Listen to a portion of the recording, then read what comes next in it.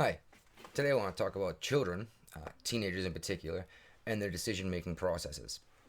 Uh, I've heard a lot of arguments lately that we should allow 16-year-olds to vote because they make good decisions. They got their heads on their shoulders, that whole thing we've been hearing a lot, and it's been the left wing, not the quote Democrats, but the people further left that the Democrat Party has pretty much abandoned uh, and are now currently rebelling against the Democrats. I don't know if anyone heard about what happened in Nancy Pelosi's house recently with the severed pig's head and the blood and the graffiti.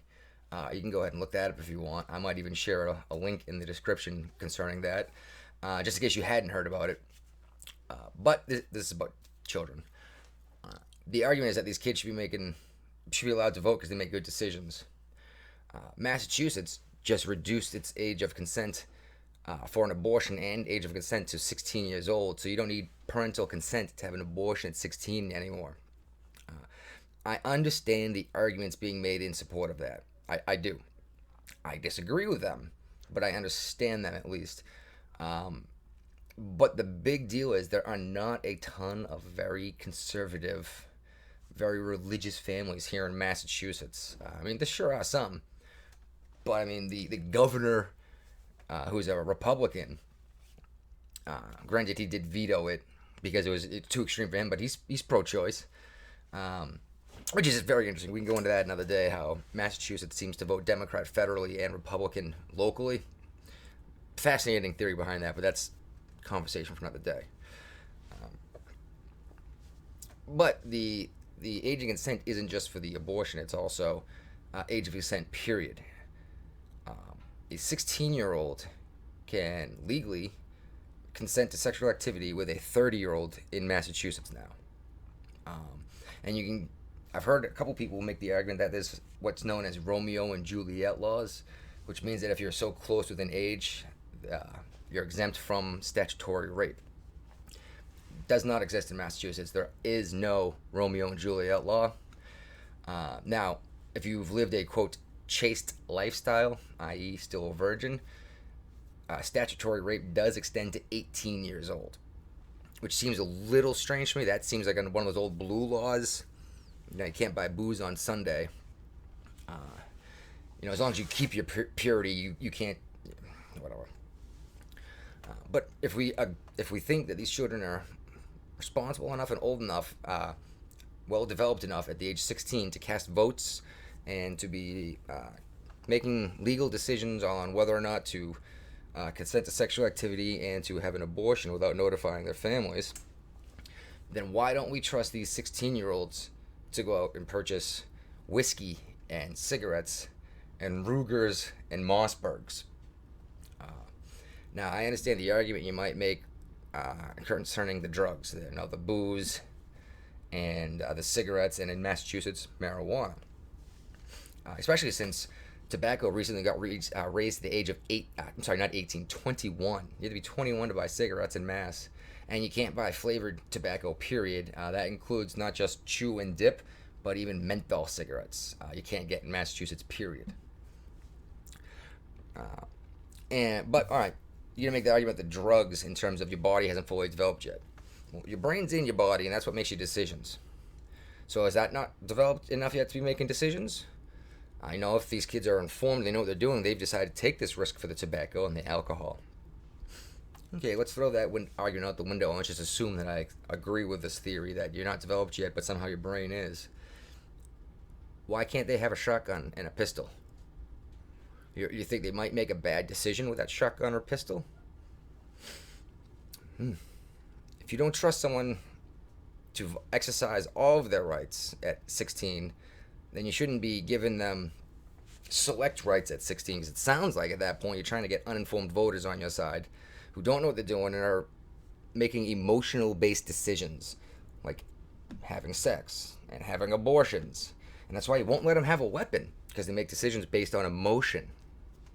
So realistically then, in that situation, if you're giving them the right to vote, all you gotta do is convince them that it's the quote right thing to do without showing them any possible recourse or any kind of outcome that's going to come behind it, because children don't think logically. Most adults don't think logically. They react emotionally. That's why the Congress just had a prayer, and that they ended it with "Amen, our woman," because it made him feel better because, you know, all men's racist are sexist, even though it's from Latin, has nothing to do with the male of the species. It means like as it'll be or so be it or something like that. And this is a big problem, is that we're misleading people intentionally, I think. Because you can't tell me that all these lawyers and doctors, that none of them know Latin well enough to know what amen means. And if that's the case, then maybe we do need to get some plumbers and mechanics back in the Congress. And maybe they should be in the 30s. You know, at least they're grown enough to be adults, but they're not 70 in terms of that. I mean, they're going to have to go back into the real world under what they've passed. It seems crazy to me, though, to say that the 16-year-old can make a good enough decision to vote and all this other stuff, but they can't make a good enough decision when it comes to all these other things. I don't like this. It's not even hypocrisy, really. It's almost cognitive dissonance. It's using the same argument in two different directions at the same time, and somehow it makes sense to people. And you point out how their argument does this. And, you know, because they'll argue one and then the other, and then you point them both out, and they'll say, well, you know, situations are different. Yes, and that's why we didn't want a blanket law passed in Massachusetts.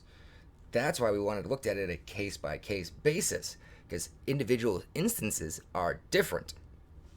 And like I said earlier, I understand a lot of the arguments, almost all the arguments made in favor of pro-choice is what they call it. I call it pro-abortion, but, you know, whatever.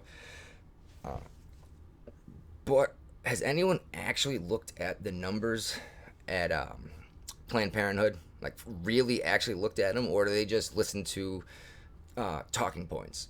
Because it's less than like 3% of abortions are rape. Like, not even kidding.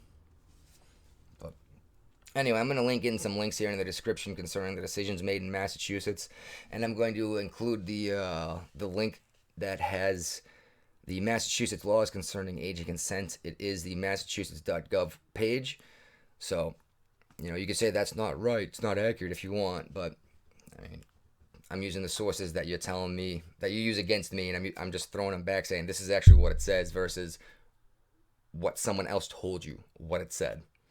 This is the important thing. This is the whole point I was making about teenagers not making good decisions because they make emotional decisions and don't do the research. How many of you knew your 16-year-old daughter can consent to having sex with a 50-year-old man and there's nothing you can do about it? She doesn't even have to tell you, and then if she gets pregnant, she can go abort that kid without telling you too. That's a tough pill to swallow, thinking about your 16-year-old being defiled by an old man. Anyway. And yes, it offends you, doesn't it? It does. It offends me too. That's why I made this video about it. Give me feedback. If you think I made a decent argument, share it out. If you think that someone else has a good argument to bring back to me, you know, just be polite. Don't call me an idiot because I didn't call you an idiot. All right. Good luck, all.